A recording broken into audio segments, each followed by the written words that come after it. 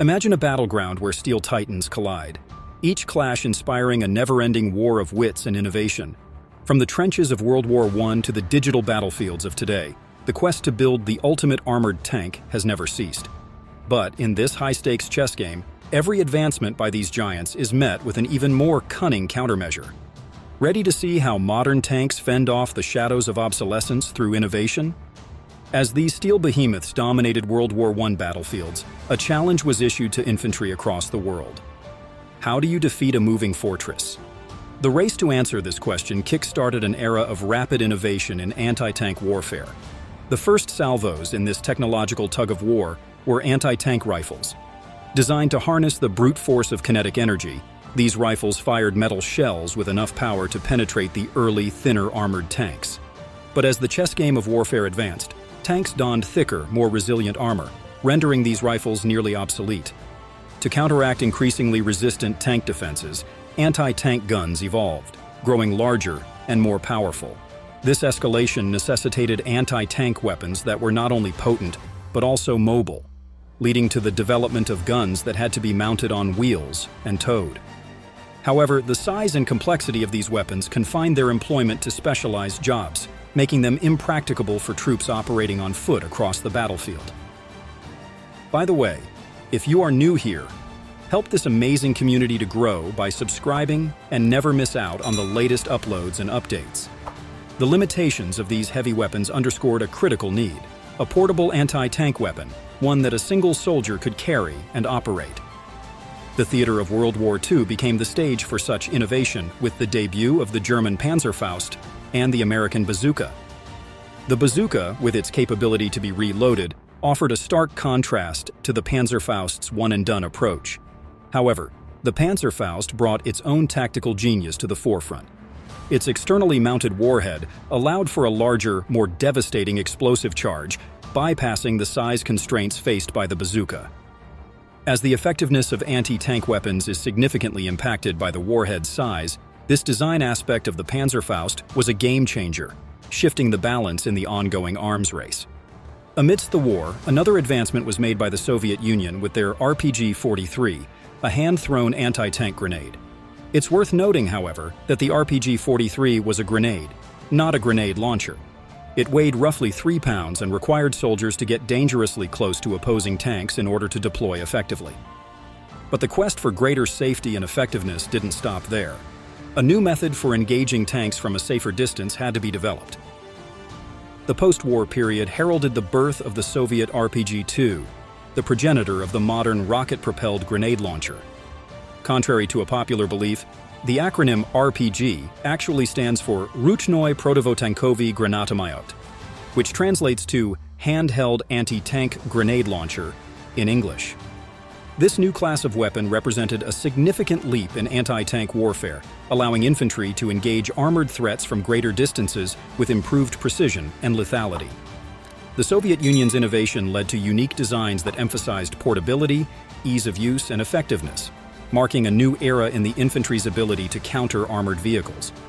The RPG-2 set the foundation for what would become the iconic RPG-7, which stood out as a symbol of innovation.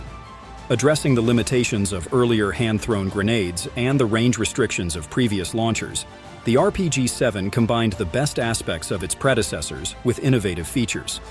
As the most widely utilized RPG globally, its design allows for launching potent warheads from a distance, enhancing both the safety and effectiveness of the infantry against armored threats. But what gives anti-tank grenades, like those fired from the iconic RPG-7, their tank-piercing capabilities, compared to the more generalized destruction of regular grenades that merely scratch the surface? The secret lies not in brute force, but in their operational mechanism. A typical grenade is designed to disperse shrapnel, using an explosive charge wrapped in a metal shell to inflict widespread damage. Like a firework, scattering metal fragments in all directions, a jack of all trades but master of none. In contrast, the anti-tank grenade is like a laser-focused beam, a metal shell designed not just to explode, but to channel its explosive force into a narrow, high-velocity jet of metal particles. The technology used is known as shaped charges. These charges are characterized not by their external form, but by the internal configuration of the explosive material and a metal liner, which is molded into a cone shape. Upon detonation, the explosives propel the liner to form a high-velocity jet of metal particles.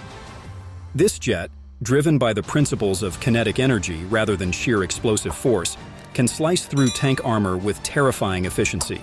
The diameter of this charge isn't just a detail, it's a critical factor that determines the depth of penetration, making the design of weapons like the RPG series strategically advantageous with their larger warheads.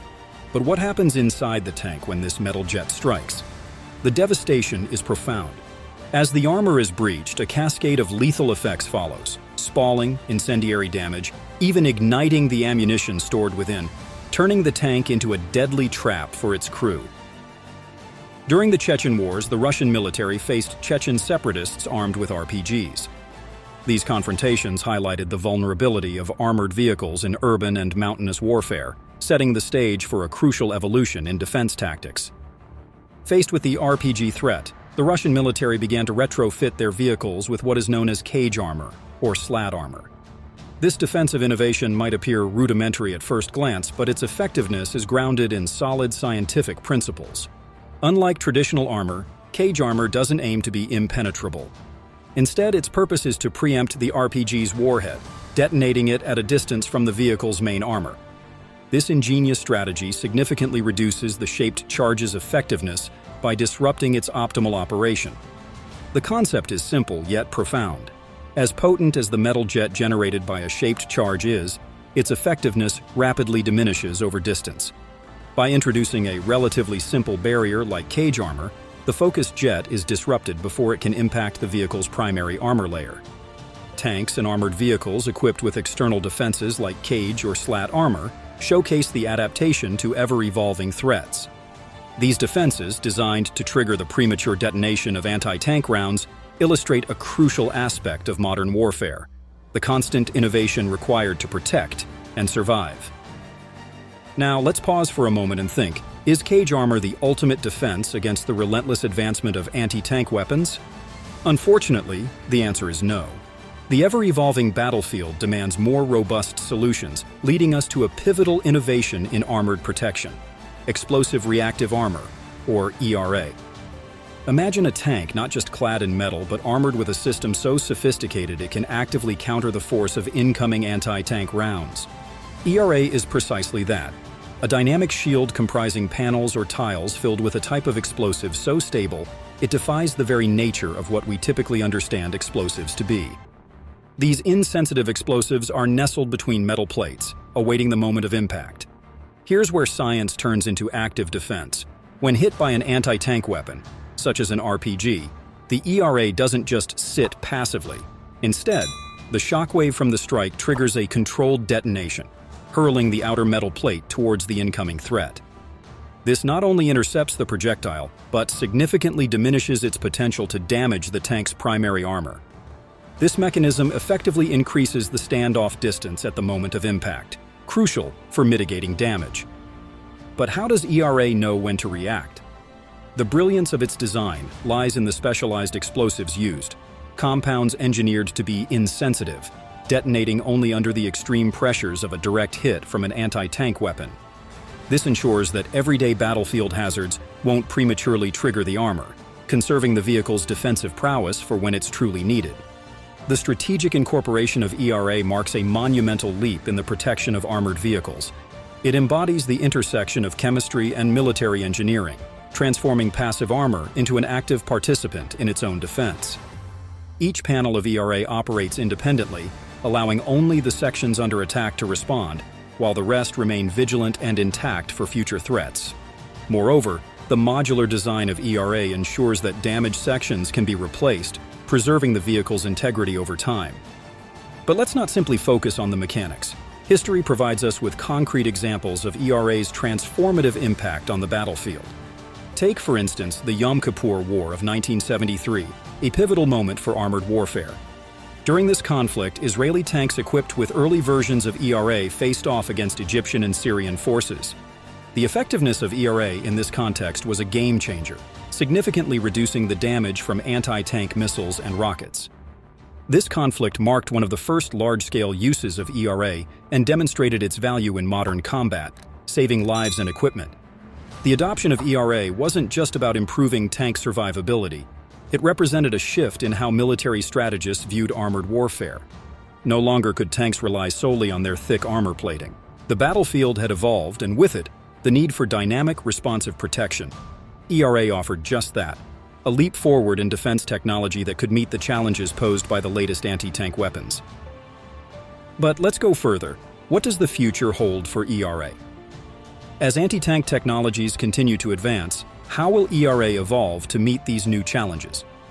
And more importantly, what other innovations lie on the horizon that could further revolutionize armored warfare? Explosive Reactive Armor has undoubtedly marked a significant advancement in the protection of armored vehicles. Yet the relentless pace of military technology means that even these sophisticated defense mechanisms find themselves outpaced by modern anti-tank weapons, such as the formidable Javelin missile. The Javelin's tandem warhead design is a game-changer, effectively challenging the efficacy of ERA. The missile's first charge specifically targets and neutralizes the reactive armor, clearing a path for the second charge to strike the main armor with devastating effect. This two-step process underlines a crucial vulnerability in both passive and reactive armor systems against the backdrop of evolving anti-tank technologies. This was starkly highlighted during the conflict in Ukraine, where Javelin missiles were used effectively against Russian tanks, demonstrating the limitations of traditional and reactive armor against state-of-the-art anti-tank systems. The answer to this escalating threat: the development of active protection systems, or APS. These cutting-edge systems don't just passively await impact, they actively detect, track, and neutralize incoming threats, including the sophisticated top-attack missiles like the Javelin and the German Pars-3. Systems like the Israeli Trophy APS, deployed on tanks in combat scenarios, have proven their worth by intercepting and neutralizing incoming anti-tank missiles and RPGs. The real-world success of the Trophy system during operations in Gaza, where it defended Israeli Defense Forces Merkava tanks from anti-tank missile threats, offers a glimpse into the future of armored vehicle protection. However, the challenge of defending against top-attack missiles remains significant. These missiles, including the Javelin and the German Pars-3, exploit the thinner top armor of vehicles, presenting a strategic challenge that APS must evolve to address. This evolving arms race raises important questions about the cost-effectiveness and strategic value of tanks on the modern battlefield. With tanks costing upwards of $5 to $10 million, not including the additional millions for effective APS, and Javelin missiles available for a fraction of that price, the economics of armored warfare are increasingly under scrutiny. Yet the enduring value of tanks cannot be measured solely by their resistance to anti-tank weapons. Their combination of firepower, protection, and mobility remains unmatched, playing a pivotal role in combined arms operations. Looking ahead, the landscape of armored warfare will undoubtedly be shaped by the ongoing duel between offensive weapons and defensive systems. Innovations such as drone swarms, electronic warfare capabilities to jam missile guidance systems, and advancements in stealth and mobility for armored vehicles promise to redefine the battlefield. As we consider the future, it's clear that the journey of armored vehicles from the muddy trenches of World War I to the high-tech battlefields of today is far from over. The introduction of modern anti-tank weapons like the Javelin has indeed shifted the balance of power, but the spirit of innovation ensures that the story of armored warfare is one of constant evolution. As new threats emerge, so too will new defenses, illustrating the unending cycle of military technology development.